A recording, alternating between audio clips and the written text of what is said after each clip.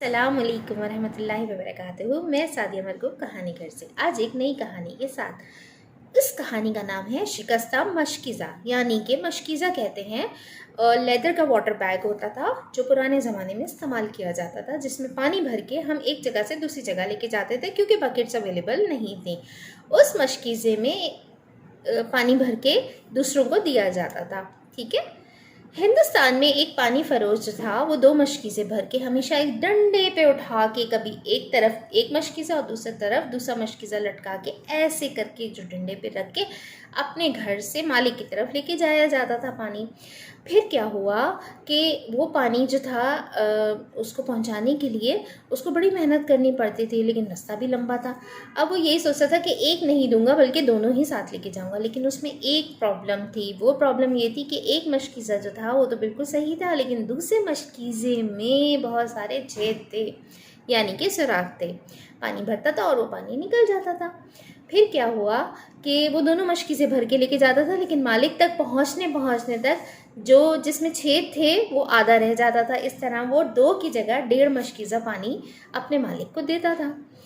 ये काफ़ी अरसे तक चलता रहा। अब जब देखा एक मशकीज़े ने कि मैं तो जो हूँ वो बहुत ज़्यादा समझो पूरा पानी भर के मुझे दिया जाता है, उसको बहुत गरूर हो गया अपने ऊपर। उसने दूसरे मशकीज़े से कहा कि तुम तो हो ही छेददार, तुम्हारे में तो कोई वो ही नहीं है सलाहियत, जब मालिक जो है वो पूरा पानी भरता है लेकिन तुम जो है तुम में से पानी निकल जाता है, तो इसी वजह से जो है मुझे मालिक ज़्यादा पसंद करता है।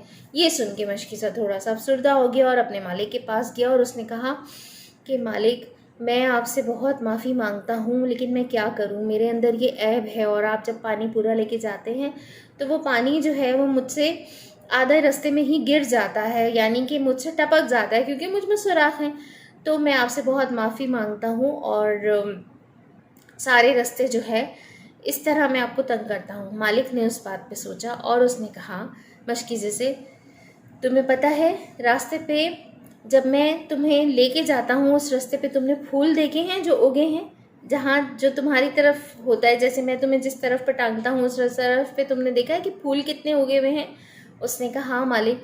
उसने कहा वो फूल इसीलिए उगे हुए हैं कि मैंने तुम्हें इसी चीज़ के लिए इस्तेमाल किया, तुम नाकारा नहीं हो। जब तुम्हें मैं पानी के लिए भरता हूँ उस रास्ते से लेके जाता हूँ तो पता है क्या होता है, मैंने उस रास्ते पे बीज बो दिए थे और उन बीजों से क्या निकल आए, पौधे निकल आए। अब उन पौधों पे फूल हो गए। इन 2 साल में तुम्हें मैंने कभी भी सही नहीं कराया और ना ही मैंने तुम्हारी जो जो जितनी भी समझो कि आपसे जो जो मैंने मेहनत ली है उसको मैंने वसूल किया है। और वो वसूल इस तरह से हुआ कि जो भरा हुआ मशकीज़ा था उसकी तरफ कोई फूल नहीं है, बल्कि वो सिर्फ पानी पहुंचाने का काम करता था। तो इसी तरह दूसरा नेकी का काम तुम करते रहे।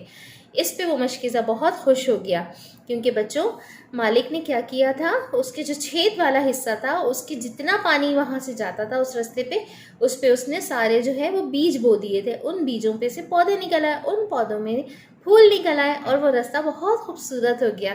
तो यानी कि वो नाकारा नहीं था।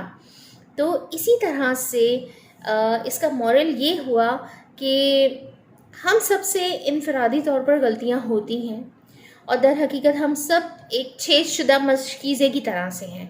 अल्लाह ताला ने कोई भी चीज़ जो है वो बेमकसद नहीं बनाई है, उसका मकसद है। लेकिन सिर्फ और सिर्फ जो है हमें अपनी खामियों से घबराना नहीं चाहिए, बल्कि उनको सुधारने की कोशिश करनी चाहिए। अगर आपको पता चल जाए कि आप में खामियों के साथ साथ खूबियाँ भी छुपी हुई हैं और आप किसी के लिए अच्छा कर सकते हैं, तो अपनी अच्छाइयों और भलाइयों का सबब बने लोगों के लिए, ना कि आप दूसरों में भी नुक्स निकालें या आप डीमोटिवेट हो जाएं। तो अपनी स्किल्स पे काम कीजिए।